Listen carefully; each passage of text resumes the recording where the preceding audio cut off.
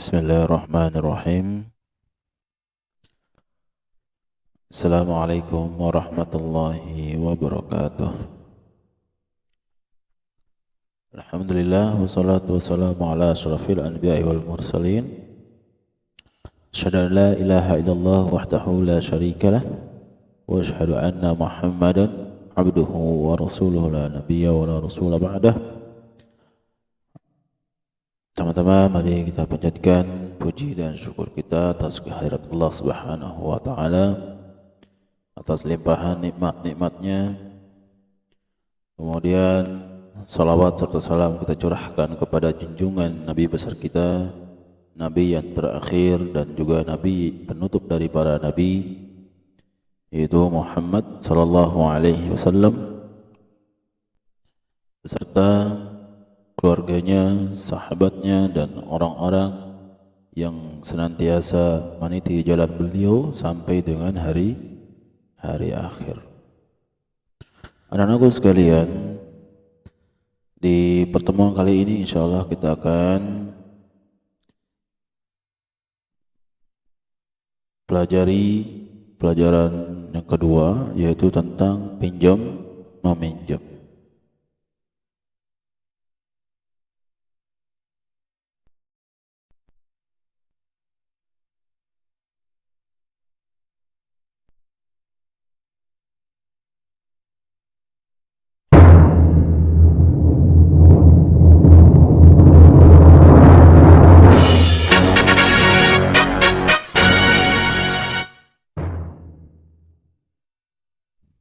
Ya, pinjam meminjam. Silakan dibuka pada bukunya halaman 101. Ya, halaman 101.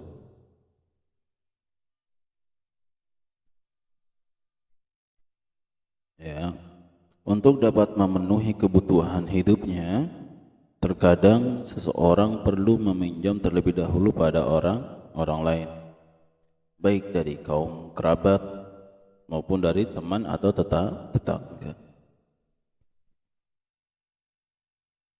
Lalu bagaimanakah cara pinjam meminjam menurut Islam? Ya, cara pinjam meminjam menurut Islam. Ya, ada cara-caranya. Sebelum kita masuk ke bagian itu, kita masuk ke pengertian terlebih dahulu, yaitu yang bagian A, pengertian pinjam meminjam.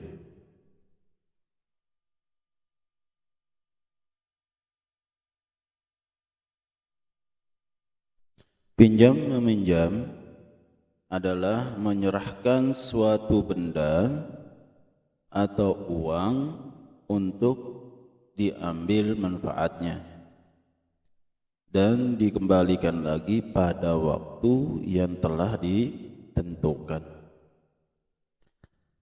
Ya, sekali lagi, pinjam meminjam adalah menyerahkan suatu benda atau uang untuk diambil manfaatnya dan dikembalikan pada waktu yang telah ditentukan. Apabila yang dipinjam itu berupa uang, maka ini lazimnya disebut dengan utang, ya. Ya, kalau meminjam yang berbentuk uang biasanya disebut dengan utang. Kemudian yang bagian B, yaitu ketentuan pinjam meminjam. Yang pertama, barang pinjaman mengandung manfaat. Ya, barang yang dipakai, yang akan dipinjami itu adalah barang yang bermanfaat. Ya, bagaimana dengan barang yang tidak bermanfaat? Ya, maka tidak boleh dipinjamkan. Atau dengan bentuk minuman, sesuatu yang haram, tidak boleh. Atau pinjam uang untuk sesuatu yang digunakan untuk bermaksiat, maka juga tidak boleh dipinjamkan. Yang kedua, peminjam menjaga dan memelihara barang pinjaman dengan baik. Ya, peminjam menjaga dan memelihara barang pinjaman dengan baik. Jika yang dipinjam itu adalah misalkan ya di lingkungan sekolah, di kelas misalkan, yaitu apa?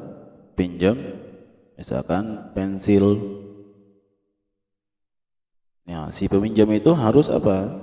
Menjaganya, jangan sampai pensil itu rusak atau patah bahkan hilang. Ya, peminjam harus menjaga agar nanti dikembalikan, ya, tetap bentuknya seperti semula walaupun itu sudah terpakai. Ya. Kemudian yang ketiga, peminjam segera mengembalikan barang pinjaman atau membayar hutang apabila batas waktu yang disepakati telah selesai. Ya. Peminjam segera mengembalikan barang pinjaman tersebut atau membayar hutang apabila batas waktu yang disepakati telah selesai.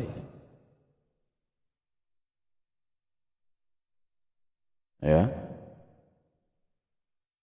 Jika tadi yang kita pinjam pensil, ya, dan waktunya telah ditentukan, misal setelah selesai pembelajaran pensil ini akan saya kembalikan, maka ketika waktu selesai, ya, selesai belajar, maka pensil itu segera dikembalikan.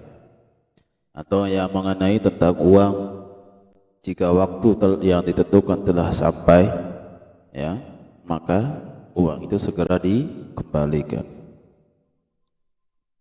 Ya, segera dikembalikan. Kemudian yang bagian C, hukum pinjam meminjam. Nah, ini diperhatikan. Ya, pada dasarnya pinjam meminjam termasuk tolong menolong yang dianjurkan dalam Islam. Sebagaimana Allah Subhanahu wa taala berfirman dalam surah 5 Al-Maidah ayat 2, A'udzu billahi minasyaitonir rajim. Ya, silakan dibuka halaman 102. Wa ta'awanu 'alal birri wat taqwa wa la ta'awanu 'alal ismi wal 'udwan. Ya. Dan tolong menolonglah kamu dalam berbuat kebaikan dan takwa, dan janganlah kamu tolong menolong dalam berbuat dosa dan permusuhan. Jadi pinjam meminjam itu, ya, itu sesuatu yang dianjurkan di dalam Islam. Ya. Juga dalam sabda Nabi sallallahu alaihi wasallam, wallahu fi aunil 'abdi ma kana al-'abdu fi auni akhi. Allah senantiasa menolong hambanya selama hamba itu mau menolong saudaranya. Ini hadis riwayat Muslim. Ya, wallahu fi aunil 'abdi ma kana al-'abdu fi auni akhihi.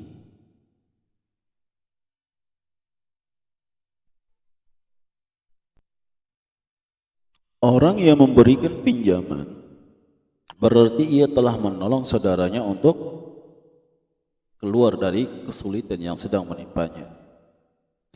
Oleh karena itu, manakala si peminjam mendapatkan kesempatan untuk mengembalikan atau membayarnya, ia harus segera melakukannya. Ia tidak boleh menunda-nundanya. Ya, seperti yang disampaikan tadi, jika masa atau waktu yang ditentukan telah selesai, maka segera dikembalikan.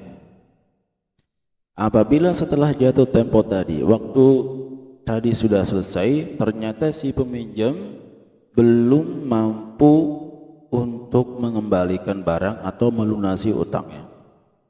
Ya, sebaiknya orang yang memberikan pinjaman itu memberikan keluaran dan perpanjangan waktu.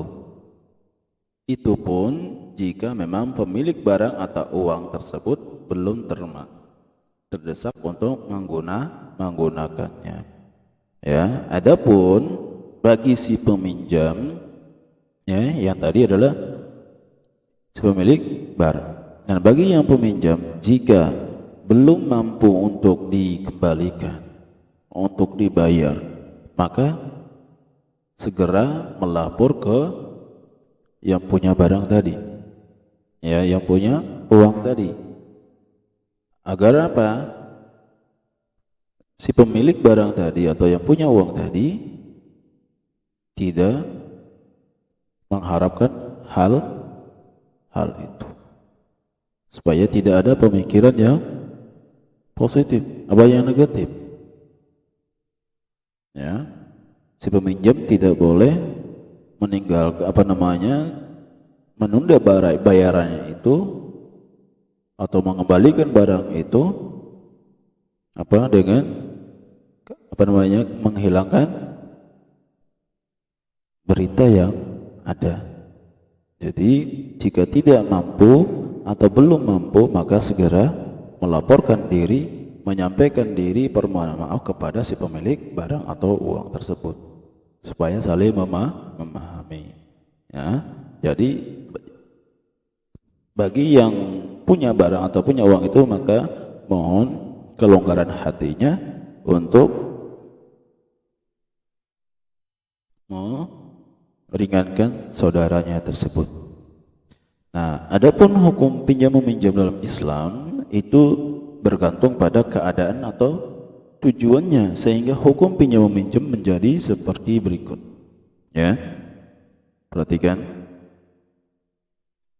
Yang pertama adalah sunnah, yaitu memberi pinjaman hukumnya sunnah jika keadaan atau kebutuhannya tidak terlalu mendesak. Misalnya meminjamkan uang untuk jajan.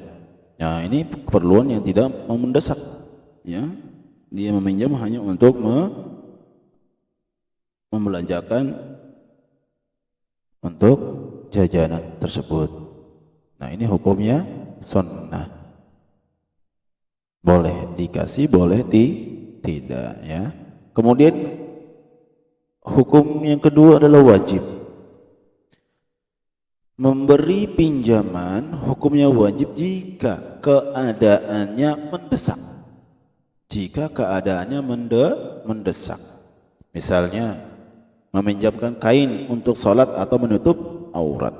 Si fulan ketika mau sholat tidak punya, atau ia tidak punya kain atau sarung, sedangkan ya ia mengenakan adalah pakaian pendek yang tidak tertutup aurat untuk sholat itu, maka ia pinjam untuk hal itu, maka ini adalah hukumnya wajib. Karena apa? Untuk menutup aurat, kemudian ia untuk melaksanakan sholat tersebut. Kemudian yang ketiga, itu hukumnya haram. Memberi pinjaman hukumnya haram jika benda yang dipinjamkan akan digunakan untuk bermaksiat.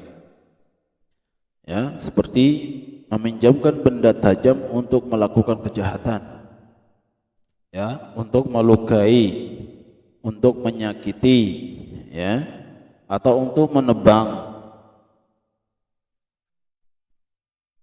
atau meminjamkan uang untuk membeli makanan atau minuman yang haram.